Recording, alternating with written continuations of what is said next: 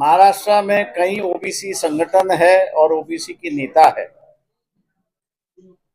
कि जिनके साथ में पिछले 10-15 दिनों के साथ में गुफ्तगू चली है।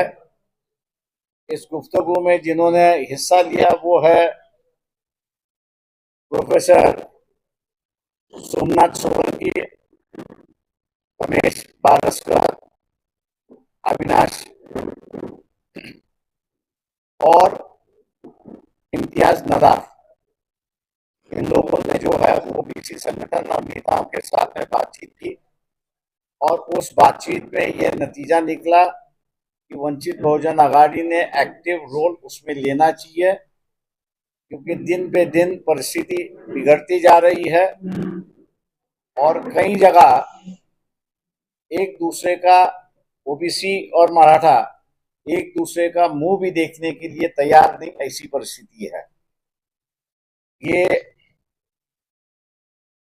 फिसलकर दंगों की ओर भी बढ़ सकती है और अगर शांति रखना है तो वंचित बहुजन आघाड़ी ने इसमें भूमिका लेनी चाहिए। स्टेट कमेटी की मीटिंग हुई और स्टेट कमेटी के मीटिंग में ओबीसी और नेताओं का जो मांग थी उसको लेके निर्णय लिया गया कि हम लोग ओबीसी आरक्षण बचाव की यात्रा जो है वो शुरुआत करें। 25 तारीख को बंबई के चैत्य भूमि से शुरुआत करेंगे। उसी दिन जो है महात्मा फुले का जो पुराना मकान है, वाड़ा उसको कहते हैं, फुले वाड़ा, वहां पे जाएगी, नमन करेंगे और मुक्काम के लिए कोल्हापुर में जाएंगे। दूसरे दिन 26 तारीख को, ये 26 तारीख सबसे अहम दिन है ऐसा हम लोग मानते हैं कि शाहू महाराज ने 26 जुलाई को ही आरक्षण की पहली घोषणा की थी। उनका जो बड़ा स्टैच्यू है वहां पर नमन करेंगे और यात्रा वहां से शुरुआत होगी। ये यात्रा कोल्हापुर, सांगली, सोलापुर, उस्मानाबाद, लातूर, बीड, नांदेड़, परभणी, यवतमाळ, अमरावती, अकोला, बुल्ढाना और जालना होते हुए 7 या 8 तारीख को वो औरंगाबाद पहुंचेगी और वहां उसकी आखिरी दिन होगा, ऐसा हम लोग वहां पर मानते हैं। इस यात्रा का जो मकसद है, जो हालात बिगड़ते जा रहे हैं उसको रोकना और साथ ही साथ ये जो अमीर मराठों की जो पार्टियां हैं, चाहे वो कांग्रेस हो, चाहे वो एनसीपी हो, चाहे वो बीजेपी हो या वो उद्धव ठाकरे की शिवसेना हो, ये सत्ता में रह चुके हैं, कई साल सत्ता में रह चुके हैं, लेकिन कई साल सत्ता में रहने के बाद भी ये जो गरीब मराठा है उसकी तरफ उन्होंने ध्यान नहीं दिया और उनकी परिस्थिति हर साल बदतर हो गई, ऐसी एक परिस्थिति है। आज जरांगे पाटिल उनका आंदोलन कर रहे हैं, ऐसी एक परिस्थिति है। वो अपने भूमिका पर अड़े हुए है और ओबीसी के नेता जो है वो अपने भूमिका पे अड़े हुए है। जो बीच में ऑल पार्टी मीटिंग हुई, उस ऑल पार्टी मीटिंग में वंचित बहुजन आघाड़ी के माध्यम से मुख्यमंत्री से हम लोग ने विनती की कि आप जो है जितने भी राजनीतिक दल है उन राजनीतिक दल को सरकार की ओर से और पर्सनल एक लेटर लिख लीजिए और उसमें उनको विनती कर लीजिए कि ये जो जरांगे पाटिल की जो मांग है कि मराठों को ओबीसी के कोटा में से आरक्षण मिलना चाहिए और दूसरा ये जो सगे सोयरे इनको भी मिलना चाहिए, ये इनकी मांग जो है, इन पर इनकी क्या राय है और इनकी क्या सुझाव है, मैं उम्मीद करता हूं कि मुख्यमंत्री जो है तो मीटिंग में तय हुआ ये लेटर लिखेंगे और इन पार्टियों की जो राय है वो सरकार के पास आएगी। मैं समझता हूं कि शांति लाने के लिए राजनीतिक दलों ने अपनी भूमिका स्पष्ट करना जरूरी है, ऐसा मैं मान के चलता हूं। और उसी परिस्थिति को आगे ले जाने के लिए ये हम लोग ने आंदोलन रखा हुआ है।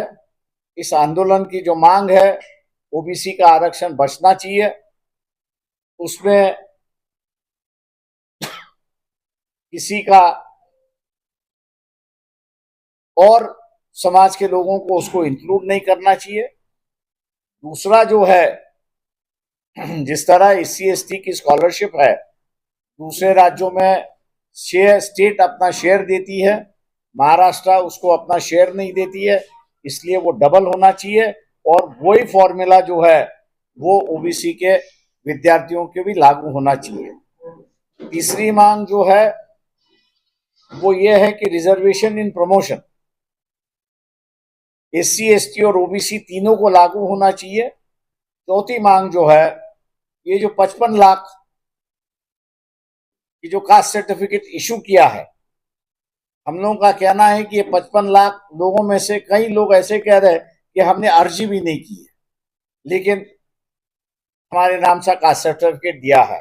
तो मैं ये मान के चलता हूं कि जिस जल्दी से सरकार ने किया है इसलिए उन्होंने सही ढंग से उसको जांच नहीं की है, ना वो जांच करना चाहते, इसलिए जो 55 लाख कास्ट सर्टिफिकेट इशू किए हैं ये रद्द होना चाहिए।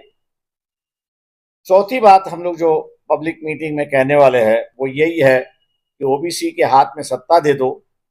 ये अमीर मराठा गरीब मराठा को सत्ता नहीं देगा।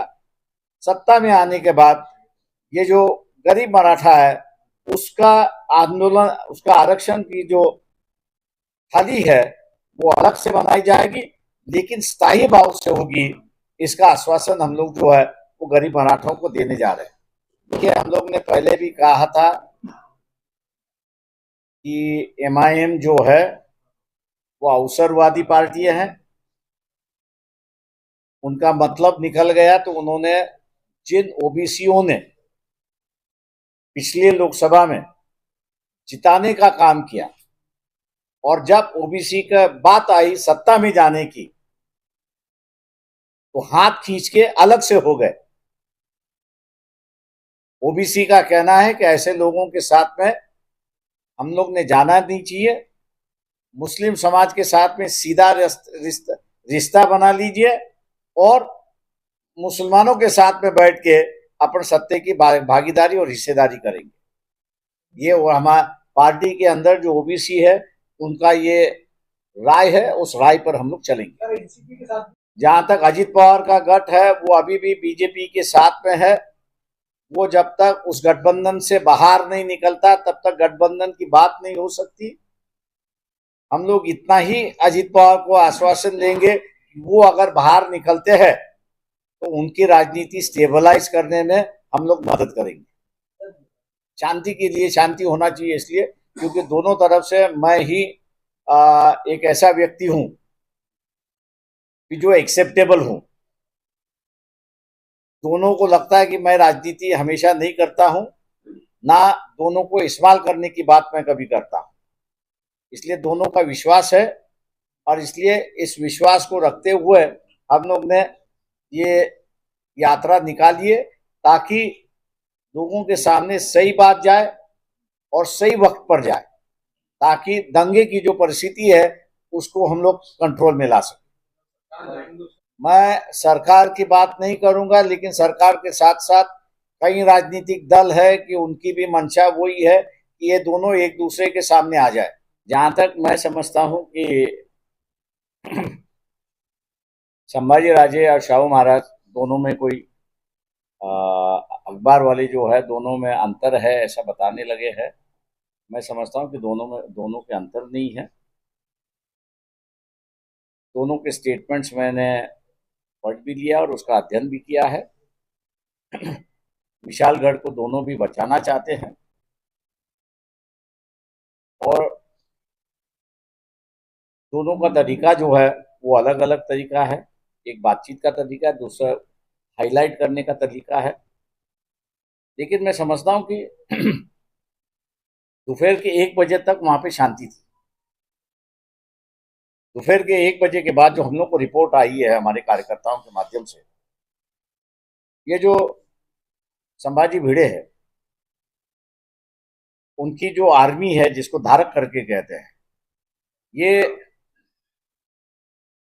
गढ़ पर चले गए और मारपीट करना उन्होंने शुरुआत किया, तोड़फोड़ करना शुरुआत किया। सरकार से हम कहते हैं कि मारपीट और तोड़फोड़ करना आम आदमी का अधिकार नहीं है, ना उसके पास कोई रूल है। इसकी जांच होनी चाहिए। वहां जो रहने वाले हैं ये 1990 से पहले है, वो भी गढ़ को संभाल रहे, ऐसा मैं वहां पर कहूंगा।